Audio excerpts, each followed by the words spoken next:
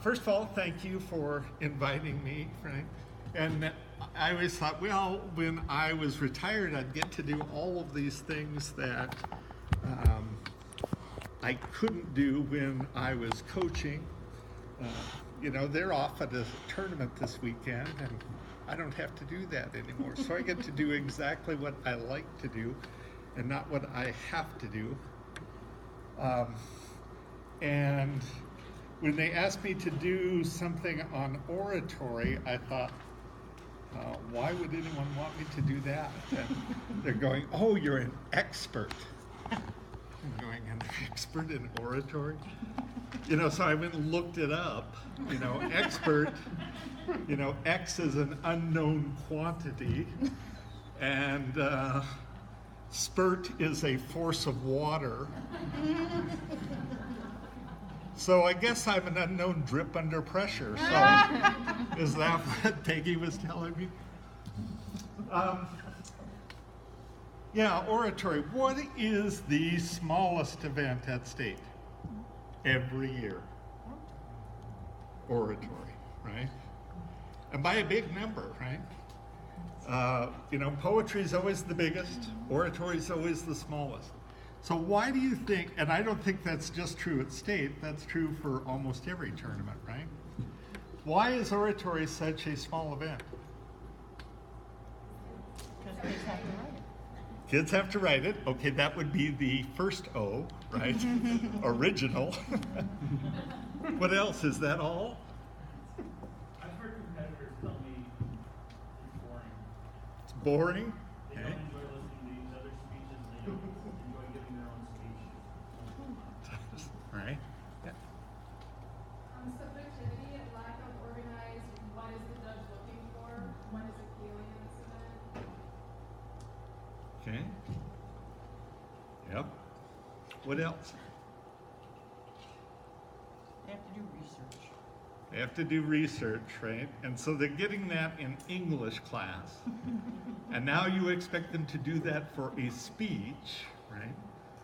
So, and they're not, a lot of students are very good at research at that level, right? Who are the most students who do oratory? More advanced, right? Juniors, seniors, very few freshmen, sophomores enter the event because they're just not used to it. So, what other kinds of problems do students have with it? Can't come up with an idea. Can't come up with the topic.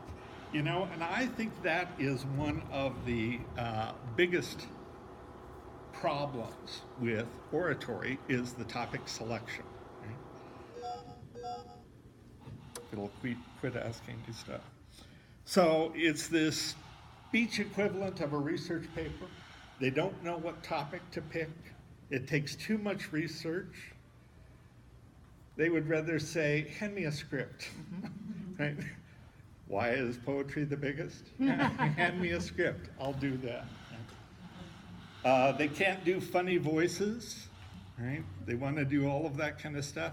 And so what did they do? They go to oratory and do funny voices. Is that what oratory is about? No. And then they wonder why judges are going, oh, I don't like this event. It's a hard event to master. It's very difficult, right? And because it's original, it takes a lot of time and effort. I think that it is, all of those things are true, right, to some extent. So the thing to do to make it winning is to get over those things, right? Make it so that students can work on those particular things. First of all, I think it takes a special student. Yes. What kind of students do you have to do a good orator? Could be mature. Mature, right? There's some degree of maturity for doing your original stuff, right, in front of an audience. I think charismatic. Charismatic? Good with language. Good with language, right? And that's, again, that freshman-sophomore issue. Have an opinion on something, right? On something that's not abortion gun control, right? All of those kind of topics. What other kind of students? They have to be a researcher, right? They have to be self-motivated. They have to be self-motivated because you're not going to give them a script, right? And so those are the kinds of students you're looking for in this particular event. How many of you go to the national videos and watch? Have you seen the person who won, J.J. Cooper, who won oratory last year? Yeah. Man, he was motivated, right? Dynamic, right? Well researched. He used good language, right? All of those things that we've been talking about. He had those. In fact, if you watch the final round from any of the last couple of years, they had the same kind of things, right? And there's a formula.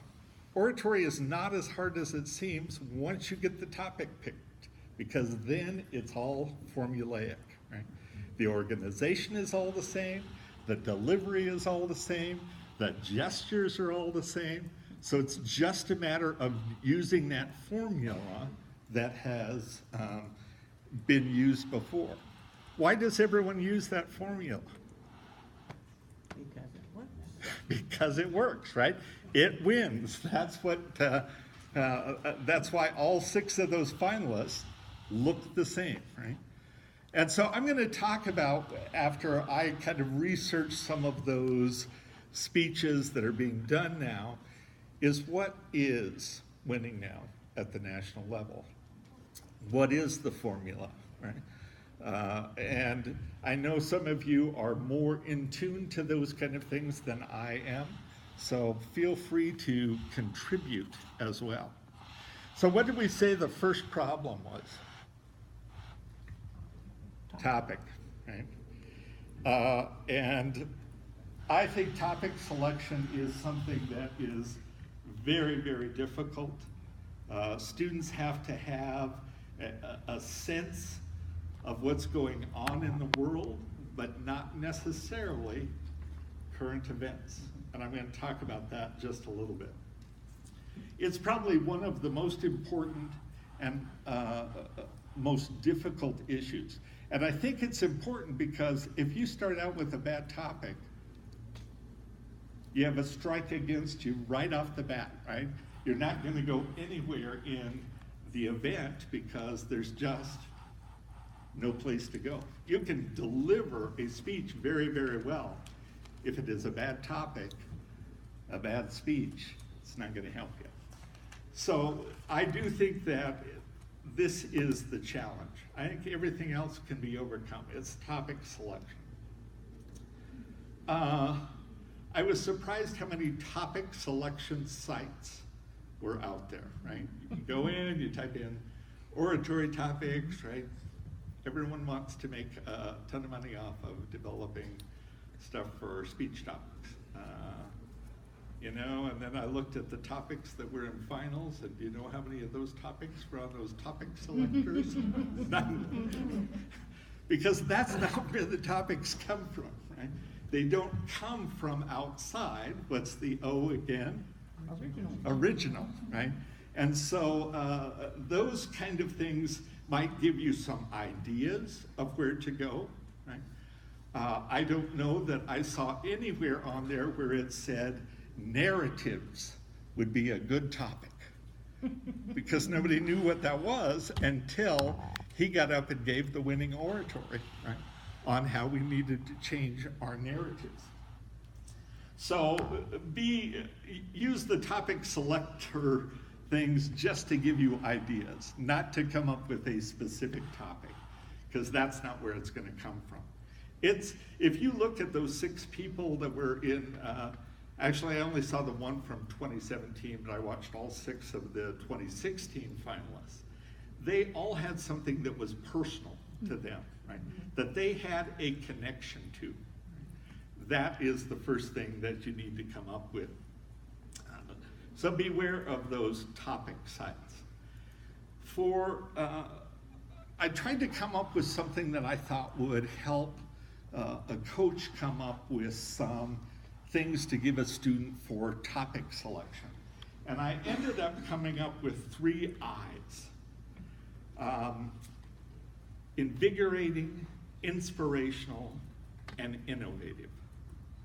So those are my 3 things that I think that a topic needs to have. And I linked those to what's happening in the speech. What's the first thing that we think about? Who's doing the speech, right? So the speaker. It has to be invigorating for them, right? They have to have some interest, some imagination.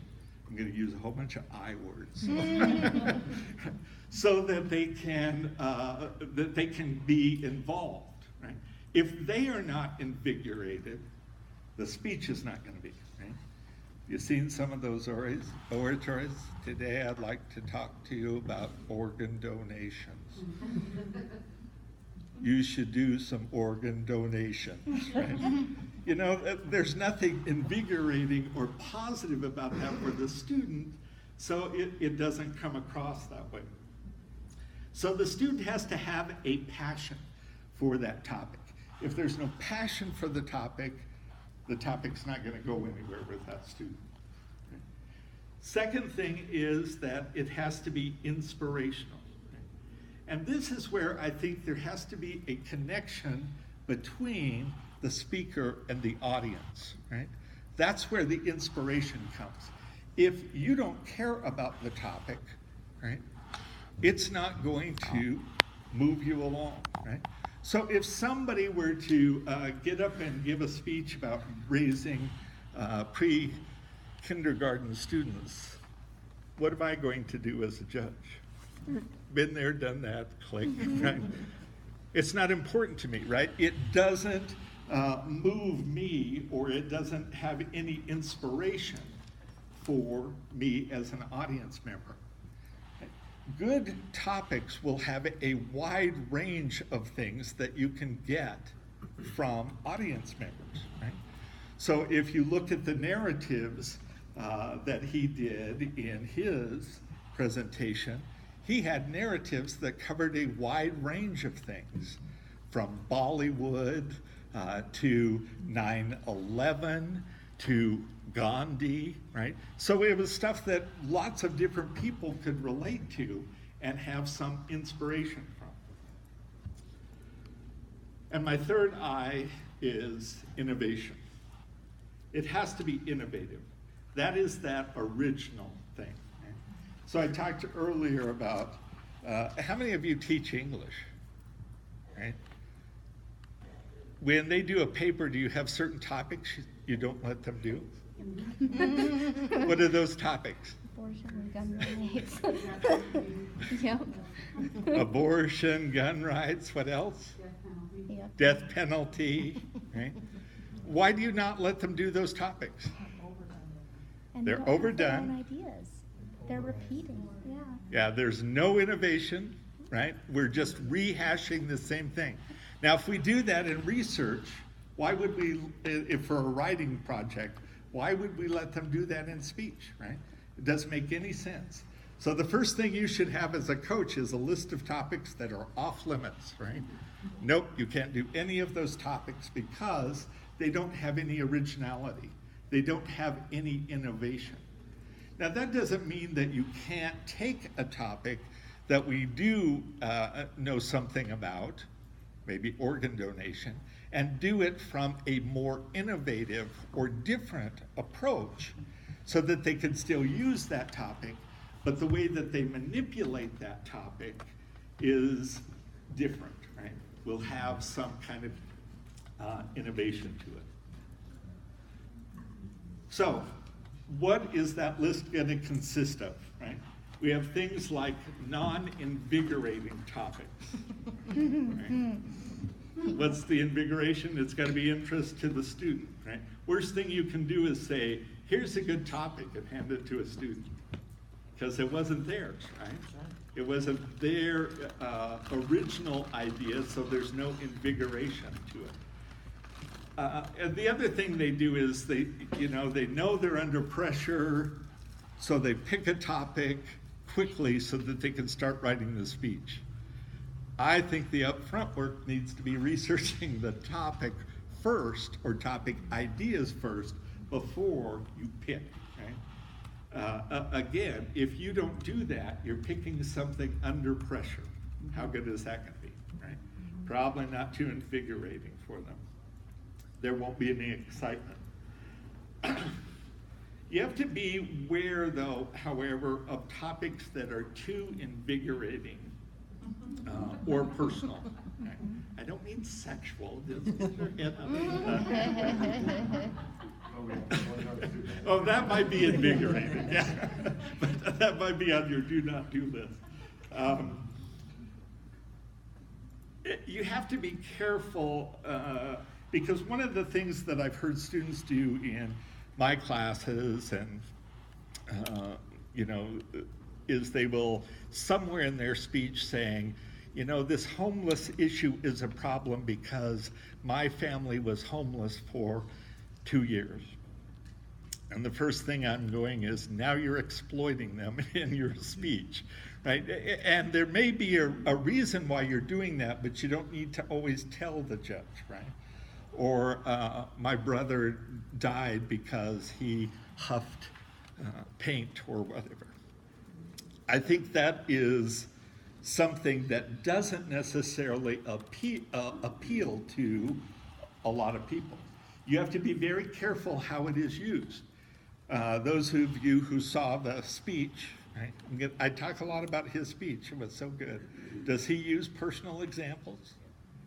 Yes, but did he exploit his family? No. Sometimes he made fun of his family, and that became a humorous trick, but he never exploited his family. So be careful.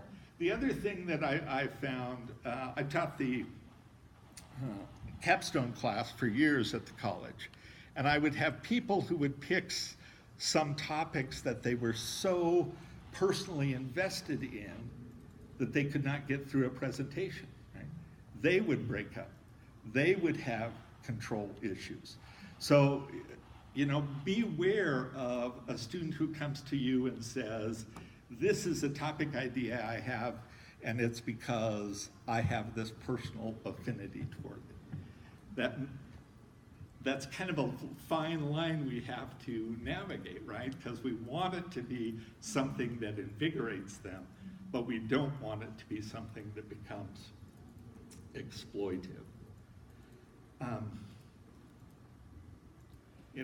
I don't want to hear that somebody died doing original oratory, so they don't want to do it.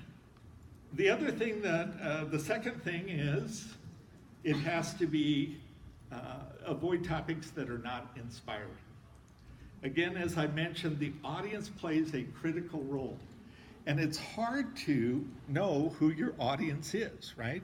Sometimes you're going to have a college student from the community. Sometimes you're going to have somebody's mother, right?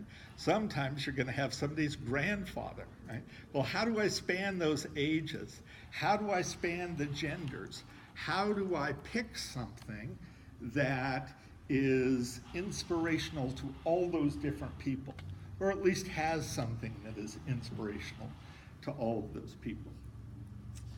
And I'm going to get into some things a little bit later that I think can direct it toward that when I get to the things to do. One thing that is not inspiring is politics. I would never let a student pick a political question because, why? You don't know what the judge's political views are going to be. You don't know what their views are, so you don't know how they're going to react. And most oratories are persuasive in nature. Are you going to change anyone's mind on politics? Nothing.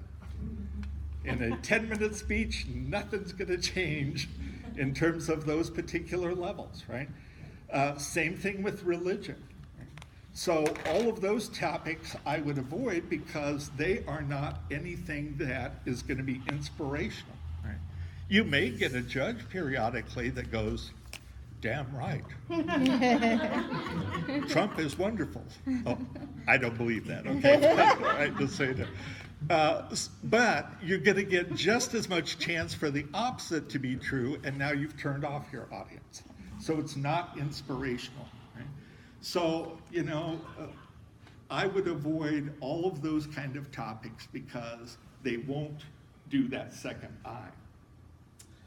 The other thing that I don't think is very inspirational is unsolvable topics. Things that are problematic, but we can't do anything about in the room, right? We're a very small community and that kind of thing, so you can talk about world hunger. What can I do about it, right? Not very much, right? It's an unsolvable problem. There will always be hunger in the world, right? So if I'm going to do something, maybe I'll talk about something at the community or a local level, but I'll never do something that's unsolvable because that's something that is going to be a waste of time, right? Are we ever going to have world peace? Not with, crazy people at the switch, right? So think about not doing those kinds of topics, or if you do, to narrow it to a more local level. That also gets to notions of current events. Students come up and say, oh yeah, the relief efforts in Florida for the hurricanes. Guess what? In April, how important is that topic going to be, right? It's already passed. So if you pick something that is absolutely current right now, unless it has some greater application and you want to talk about relief efforts in general for natural disasters, right? But you can't pick, right, Hurricane Harvey or Katrina or whatever because it's already passed. Right? So be careful of current events and how they're going to affect the speech. So we've talked about invigoration and inspiration, and now the not innovative. Don't pick topics that are not innovative. One of the most popular topics, they did a study at the college level in persuasive, and they found that in the 2000s to 2010, the most popular topic was recycling. And about 2010, people are going, been there, done that, right? It doesn't have any innovation. They couldn't even come up with new things about recycling, right? Climate control, right? Kind of turns people off, and again, it's something that people have made a decision about, but it's also stuff that is so recycled, it doesn't do anything. So for example, do you have students come up to you in DI or something and say they want to do this piece, and you say, no, been overdone? Mm-hmm. Yeah. Yeah, who needs to hear another bad version of The Bad Seed? No, we're done with that one. Right? So you have to make sure that it is not something that's been overdone. Right? And what students don't understand with that, and I always had the same problem in college. In college, it is a much smaller judging pool. Right? We go to the tournaments and hear the same stuff all the time. And so while it may be new to the students and exciting to the students, it's not inspirational to the judge, right?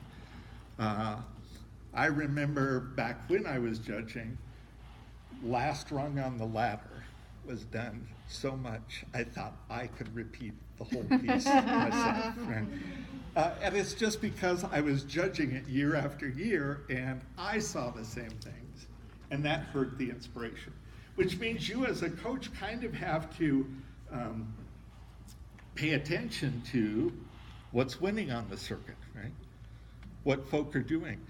I know that people go and get the same stuff from nationals that are winning, but then people who are coaches are going, no, that won nationals last year, right? You shouldn't be doing that again. So you really have to be careful of material that is the same year after year after year.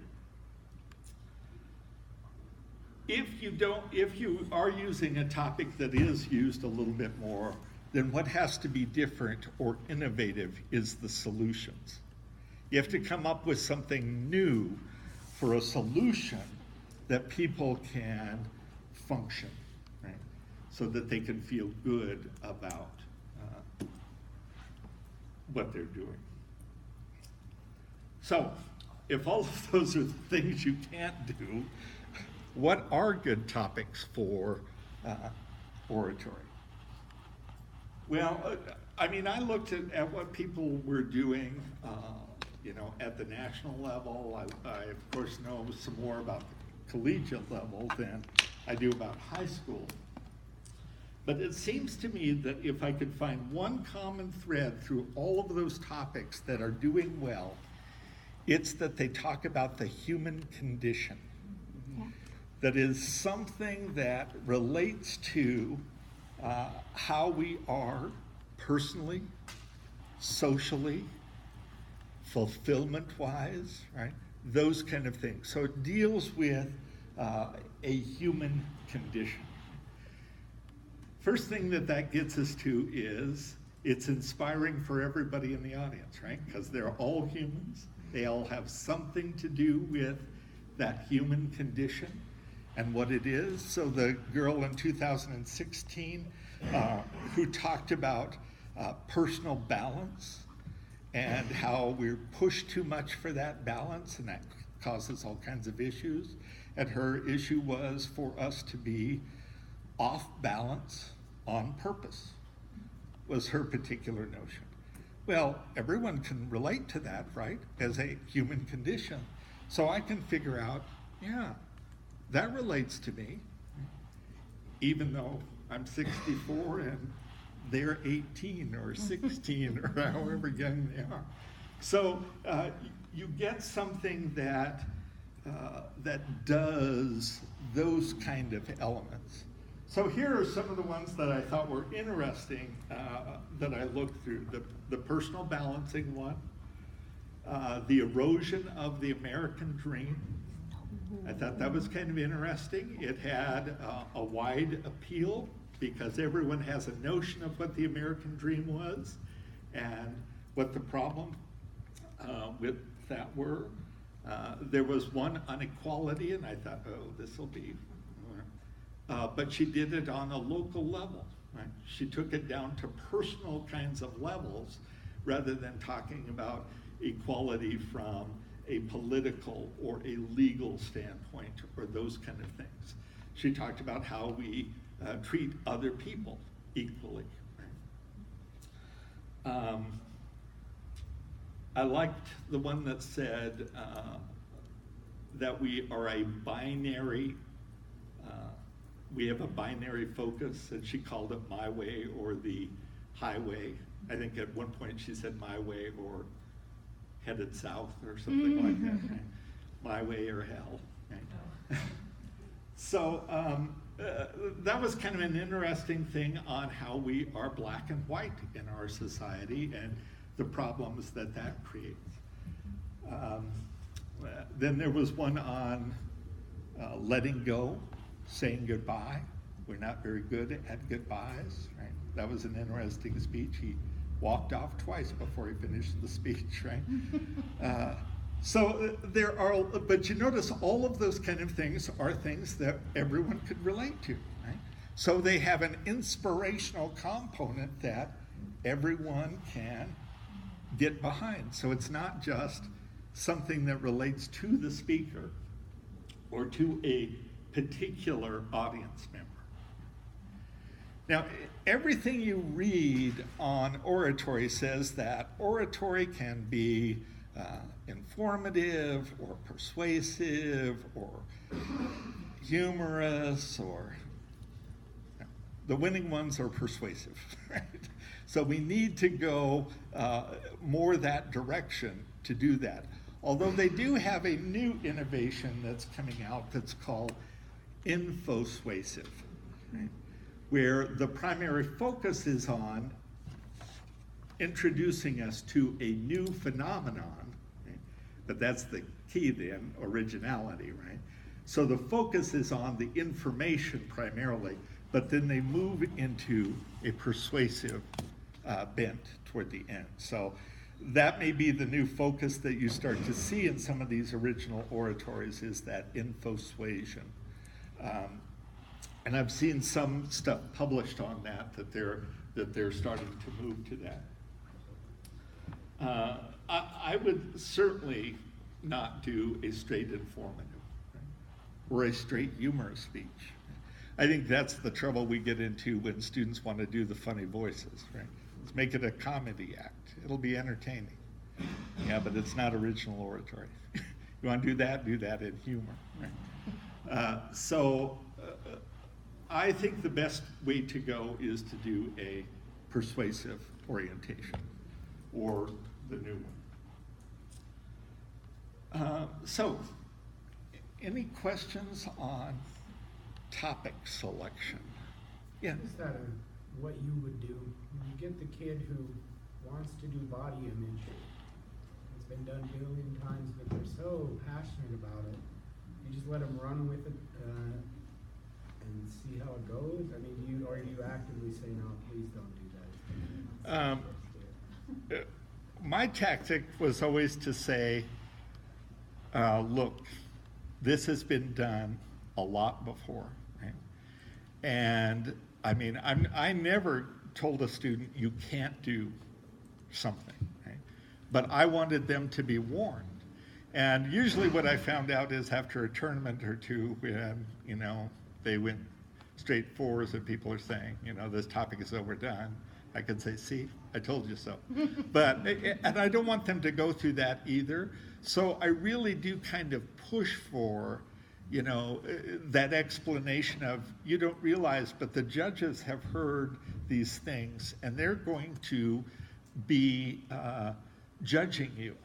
Now, you are not only competing with everyone else in that round, but every other person that I've heard as a judge give that speech. So you have a lot of people that you are now competing against. It's not just the 5 other people in the speech, or in that particular round. It is everybody else that the judge has heard do that. Right? And they can say, oh, didn't do that as well. See, there's more things to mark them down because there's more comparison. So I really try to move them away. If they're adamant, I would never stop them. I would ask them to try to find some innovative solution or something else that makes it original. That's what I was going to say, is approach it from a different way. Like when you brought up the organ donations, I had a girl do a very successful speech on skin as an organ, because people don't think of donating their skin. And she did, it was absolutely amazing, the research that went into it and what they do with skin from one person, how many different benefits there were. And that's not something I would think of if I think of organ donation. Yeah. So as you can challenge them to come at it from a different way. Right. Another one that you think of the ones that stuck in your mind. I had one that used the misuse of patriotism in advertising. Very creative, very interesting, and something I had never ever thought about, like made in the USA Chevrolet, and it actually, how much of it wasn't made in the USA. And she said, instead of hanging up the flag, pledging allegiance to the flag, we can just hang up our jeans at that time to pledge allegiance to the jeans. I mean, it's like, if they can take that topic and turn it around some other way. Or if they can narrow it down. I remember when my daughter did oratory, and she ended up second in state, which made me pretty proud. But she was talking about, she wanted to do a speech on how cruel we are to other people. And I'm going, well, that's a little bit broad, a little bit overdone. But she did some research. I said, narrow it down, see what you can come up with. Well, there's a German word, Schadenfreude, that deals with a very specific thing, which is that you laugh at people for their misfortune, right? Or you make fun of them for their misfortune. Now she had something that was very narrow, that people had not heard that much about. She could say, remember when that guy passes you doing 80 or 90 miles an hour on the highway, and then 2 miles later, they're stopped by the cop? How do you feel? That's Schadenfreude, right? So yeah, I think that's a good idea, is to then try to move it into something that is a little more specific, a little different, you know, so skin instead of general organ, yeah, those kind of things. And there's a lot of human conditions, a lot that we haven't talked about very much, and there's new ideas about them all the time, so you can do those kind of things. Anything else with topics? Like I said, I think if you get a good topic, the rest of it is pretty easy. I'm going to give you my observations, but it'll be fairly quick because I think we are very formulaic when it comes to a lot of things about oratory once you get the topic. Most oratories that I have seen that are winning follow a very specific organizational pattern, right? I've seen it called different things. The one that I liked that made the most sense to me was the inverted pyramid. So it was a pyramid and it had 5 things in it. This is going to sound like an extemp organization because that's exactly what it is, right? You have an introduction, you have 3 points in the body, and you have a conclusion. There is your 5 things on the pyramid.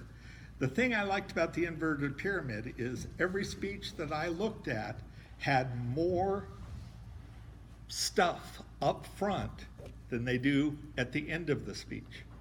So if you think about those 5 things, don't think about those 5 things being equal in weight, right? They're not 2 minutes each in the speech, right? Most of the introductions that you look at are 3 to 4 minutes. Right? So they're spending a chunk of time on that beginning part of the speech, and the rest narrows down. Right? So that's kind of why I like the inverted pyramid. I started looking at those introductions, which were then longer. They have a particular format as well. There were 6 things that I noticed that tended to be in each of those introductions. One was an attention getter, something that grabbed the audience. A lot of times this was a metaphor, right? So JJ did the metaphor about Bollywood, right? The balancing one was about gymnastic equipment, right? So there was usually some metaphor that comes in, or some comparison there that comes in that then becomes the thread throughout the whole speech, right? So each of the 3 main points was about the vault, the balance being, whatever the case may be, because that comes first. There's a link to the topic from the attention getter as the second thing. So now I've got to move from this general metaphor or this general attention getter down to more specific elements. I have to tell you why that's important. That's that inspirational thing. I have to tell you the significance of the topic, the thesis, the preview, and the common ground. So those are the 6 items that come in. Now this is how, Common ground, that's how I make a connection to the audience. This is why it's important to you. Now, I'm not going to be that blunt when I say that. Let me give you an example. A 12-year-old named Hector sits on the floor of his adobe hut. Hector wants to be a Greyhound bus driver, but he never will. Operating the trigger with his toe and muffling the noise with his mouth, Hector very quietly blows his brains out. Hector was an Indian, and if you were an Indian, your chances of suicide would be 200 times that of a white. That was a speech I gave when I was in college. That's how old. And that's all I remember about it, is the introduction. But you notice it had all of those elements. It had something that grabbed your attention, right? A little story that had some emotion there. It told you the significance. It made some connection. If you were in this situation, I made more connections later as I went along. But it had those particular elements throughout. Now, it wasn't politically correct in these times, but remember, I'm old, so. But those 6 elements are fairly, and mine was very short in terms of those things. Now they're much larger in terms of those 6 elements. Do you have some examples of those kind of things from introductions that worked really well? Yeah, There sure. was a kid, for the Hole in the Wall district, there was a kid who did an oratory about math. I don't know if Did you you guys guys see saw him? it. Oh, Unbelievable. and he started off with this idea, like, I know everybody hates math, but it's really, really cool. And he explained it like it was this fascinating topic. And like I wrote on his ballot, I was like, you are the next Bill Nye. Like I wrote it down on a piece of paper because he is. He was just so good at telling the story. But he hooked you in by saying, like, I know everybody hates math. I hated math. My dad's a math teacher, but this is how I got to where I really liked it. So it was fun. I loved him. God, he was good. just so adorable. I was just thinking of the book I was just reading. I was reading Trevor Noah's Born to Cry. Yeah. And I think the first couple of pages, first line's like, I was 9 and my mom threw me out of the movie club. Like, that's an interesting part. You're like, oh, you got to hear the story. Grabs your I mean, we attention. don't all have that. Those things, but certainly is interesting. Yeah, you know, I always told my students to write the introduction last because it was the most important thing. And how do you do a preview until you know what you're going to actually talk about? So I always had them, they might have an idea for the intro, but I told them the intro is so important, it's going to get the judge on your side or against you, depending upon how well it's done. So do that as your last bit of writing, because that's what's going to do that initial tone, if you will. In almost every speech I watched, the end of the introduction had the first quoted material, right? Which provided an overview to the topic, usually got them to the thesis. So evidently that is one of the formulaic things, is to have that first quoted thing of your 150 words to occur at the end of that introduction. And I don't think there was a single exception. The other thing that I noticed in almost all of the introductions was that the tone went from very light to more serious.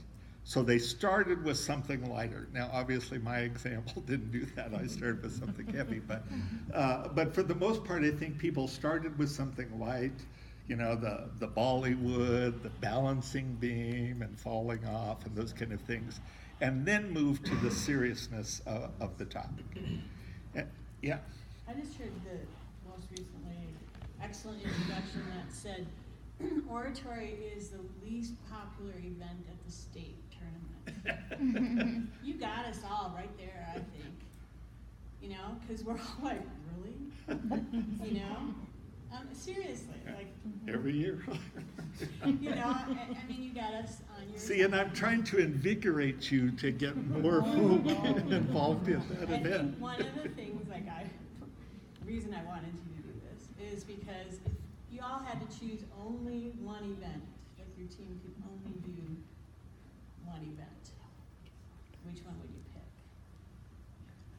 I pick oratory because I think it's the biggest lifelong, real life, worthwhile skill that you're going to use the rest of your life. So if I can only get to do one, I really would want to do humor, but, you know, I mean, you just did that with your intro, and we kind of do it as teachers, sort of naturally. But Well, that's did what get you have to everybody do. in there.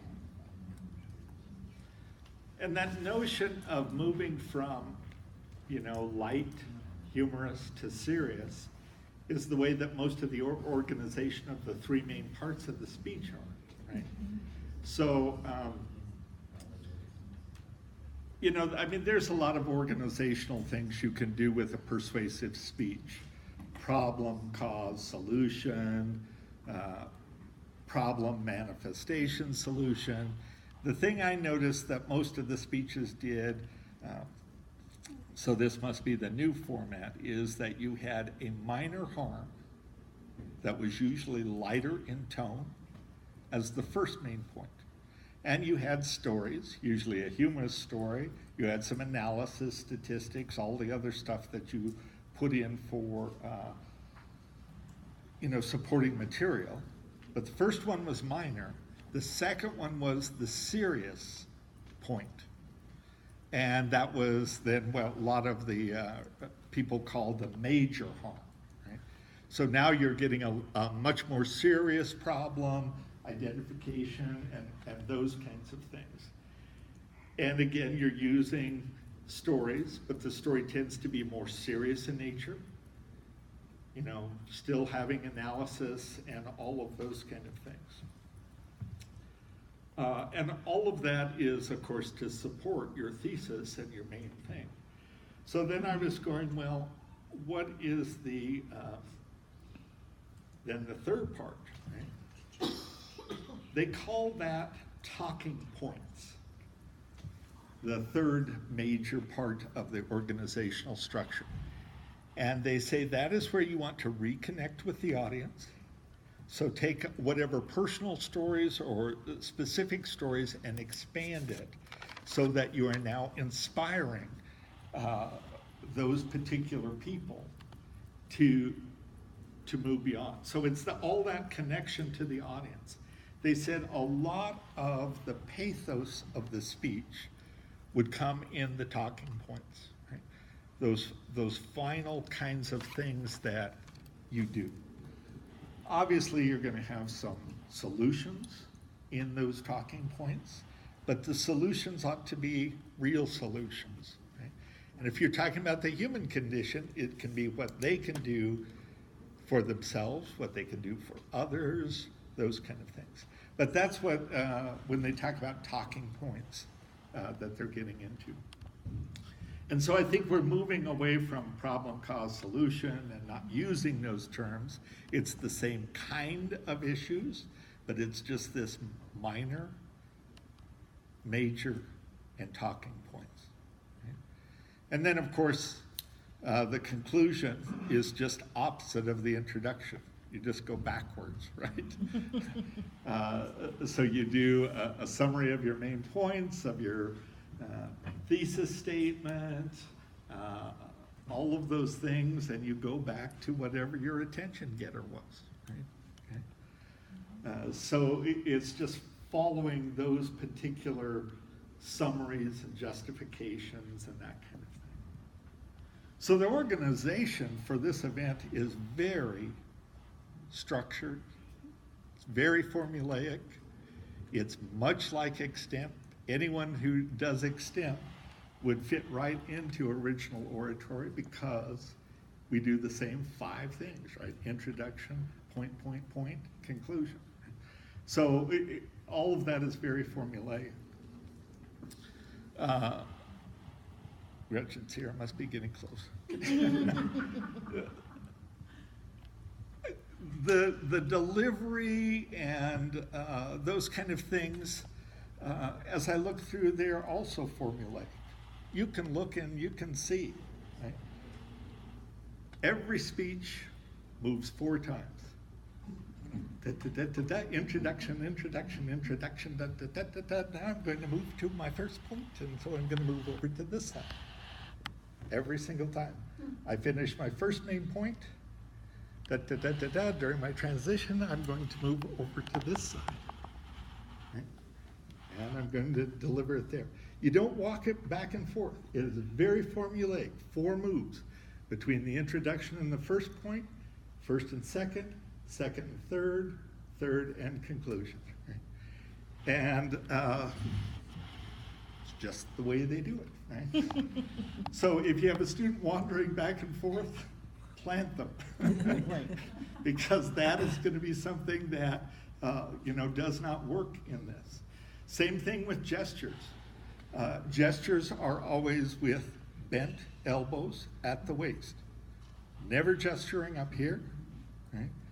Once in a while, the Bollywood guy was doing this kind of thing. But for the most part, when you're delivering the speech itself, it's all right here. So you're never raising your hands up above here, because then you're distracting from your face. So unless it's a particular choice, the thing is right here. The other thing I always told my students is, you have to be aware of what your hands do. This gesture and this gesture are very different. Even though my arms are in the same position, it's just the positioning of my hands. I said, I had one student who kept doing this. And I said, do you know what you're doing when you do that? You're pushing the judge away, right? Because it's this kind of movement all the time, and you got the palm. Bring them in, right? Come down here and bring them in. I also have open palms up rather than palms down, which is a much more heavenly, uplifting kind of thing. But if you watch these speeches with a critical eye, you'll see exactly the same kind of formula with the gestures, with the movement, with the vocal qualities, right? So I know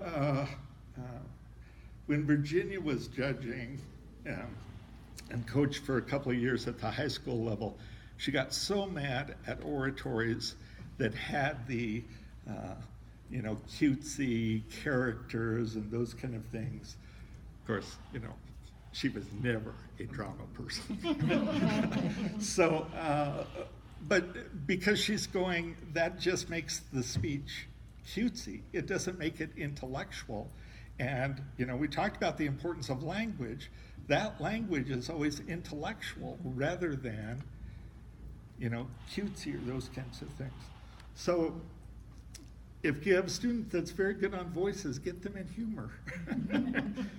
Don't put them in oratory, which needs a strong delivery, right? With lots of variety, lots of inflection, but not caricature delivery. And even though some of them use that as a technique to make a specific point, they're always very short. Right? So it's something that, again, is used as a humorous, lighter thing to catch attention. But that's about it.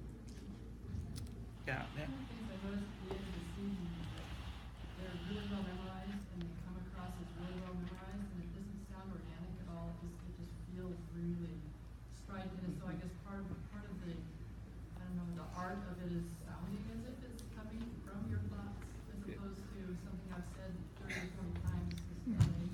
And I think you can do that with voice, with vocal inflections, those kind of things.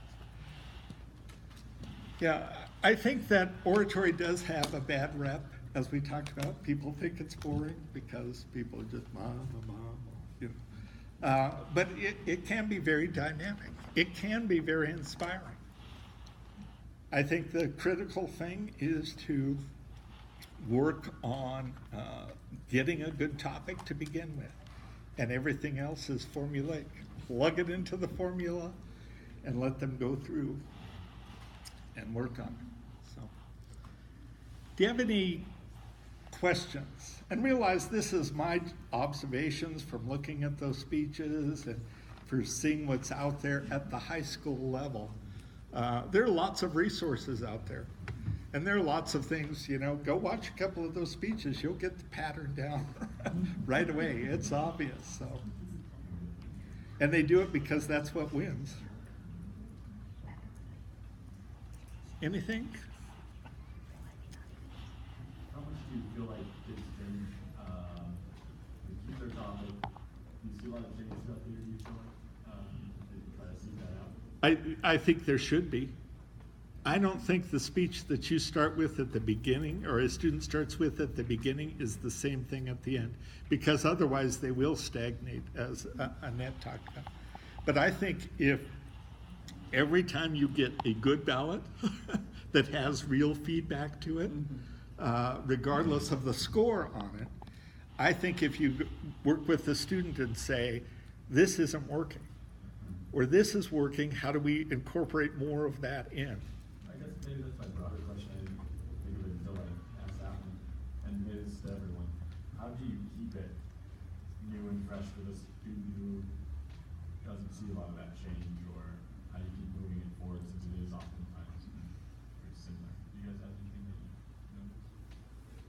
I'm gonna answer that in the next workshop. Okay. Then you've got it down. We're This gonna is, address I just that actually segued into, Yeah. The only thing I would say about that is sometimes if they have a different audience as a coach, they will become invigorated because they're not doing the same thing for you and you've heard it 500 times. So if you can get somebody else to come in and listen to it,